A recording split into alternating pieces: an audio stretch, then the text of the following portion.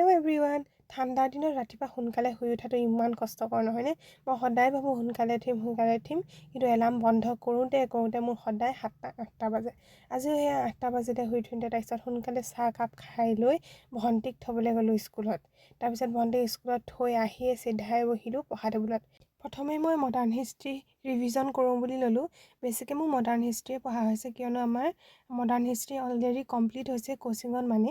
তাৰপাছতে এতিয়া ইকনমিক্সৰ ক্লাছ হৈ আছে, ইকনমিক্সৰ অলপ পঢ়ি গৈ আছোঁ বাৰু। তাৰপিছতে বনালোঁ এয়া ৰুটি, তাৰপৰা গা ধুলোঁগৈ, গা ধুই আহিয়ে এয়া খাই ল'লোঁ। খাই লৈয়ে ভাবিলোঁ এতিয়া মই এই কিতাপখন যে আনিছিলোঁ এইখনকে মই এতিয়া পঢ়িবলৈ ষ্টাৰ্ট কৰি আছোঁ।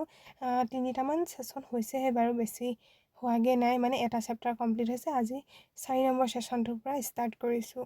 সেয়া অলপ ইউটিউবৰ পৰাও চাইছোঁ, মানে সকলোখিনি বুজি নাপাওঁ আচলতে, অকণমান টান হয়, সেইকাৰণে অলপ বুজি নোপোৱাখিনি ইউটিউবত চাই লৈছোঁ। এনেকৈয়ে পঢ়িলোঁ আৰু তাৰপাছত এয়াই আৰু আজিৰ দিনটোৰ কাৰণে। তাৰপিছত আকৌ ৰাতিকৈ কি পঢ়োঁ দেখা যাব।